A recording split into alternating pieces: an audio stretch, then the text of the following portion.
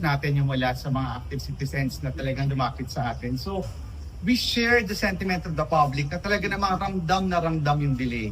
Dumaan ang Pasko, ang Bagong Taon, ang Chinese New Year, ang Valentine's Day. Pero hanggang ngayon, hindi pa rin nila nakikita yung inaasahan nilang pag-hold accountable doon sa isang official na talaga namang nagnakaw at ng abuso sa kapangyarihan. So this delay is not just about people waiting to see the evidence. This is about people expecting the Senate to do its job. Inaasahan ng taong bayan ang Senado gagawin ng trabaho, pero hanggang ngayon, nga pa rin.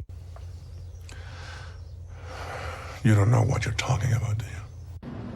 By a unanimous vote of all those participating, the Supreme Court en banc denied with finality the motion for reconsideration filed by the House of Representatives, which sought to reverse the Court's July 25, 2025 decision that declared the articles of impeachment against Vice President Sara Duterte unconstitutional.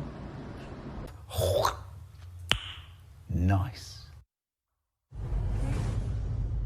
Since we're coming off the story about potential impeachment against Vice President Sara Duterte again, of course, that was coming from Bayan, the Bayan bloc.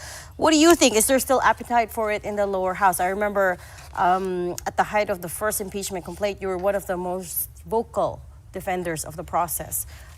Is there still appetite for it at the moment? Well, let's be clear. From the very start, she has already been impeached by the 19th Congress. And prior to the filing of the motion for reconsideration, we're just waiting for the Supreme Court's final decision on the matter. By a unanimous vote of all those participating, the Supreme Court en banc denied with finality the motion for reconsideration filed by the House of Representatives, which sought to reverse the Court's July 25, 2025 decision that declared the articles of impeachment against Vice President Sara Duterte unconstitutional. Oh my God!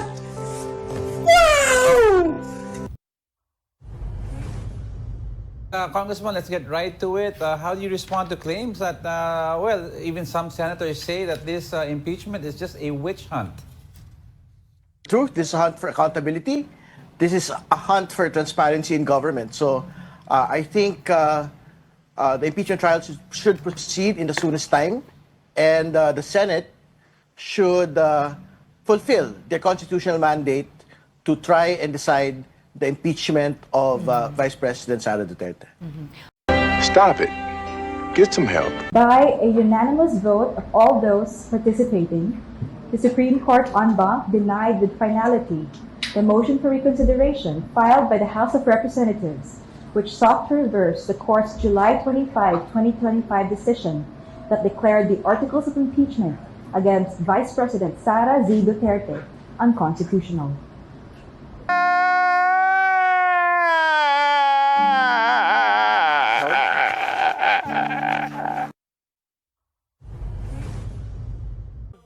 On Article 11, on accountability of public officers, particularly Section 3, Paragraph 4, and pursuant to Section 14, Rule 4 of the Rules of Procedure in Impeachment Proceedings, which provides as follows.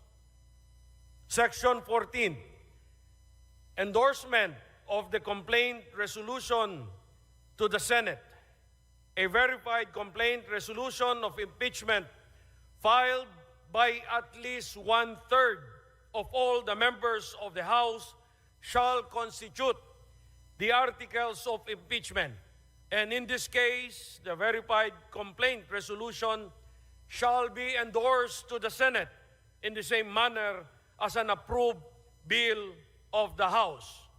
Considering that the Secretary General has certified that at least 215 members of the House of Representatives have verified and swore before him the said impeachment complaint against Vice President Sara Duterte, and consistent with our rules, I move that the Secretary General be directed immediately to endorse the same to the Senate. The Secretary General to immediately endorse to the Senate the impeachment complaint having been filed by more than 1/3 of the membership of the House, or a total of 215 members, is there any objection?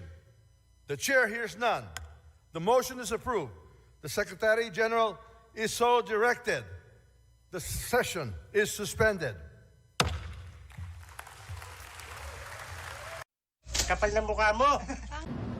By a unanimous vote of all those participating, the Supreme Court en banc denied with finality the motion for reconsideration filed by the House of Representatives, which sought to reverse the court's July 25, 2025 decision that declared the articles of impeachment against Vice President Sara Duterte unconstitutional.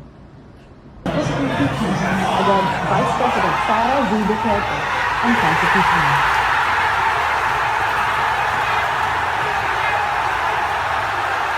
To fight for what we believe in, undeterred by the fear of failing or losing. Indeed, courage knows no limits. Cowardice does.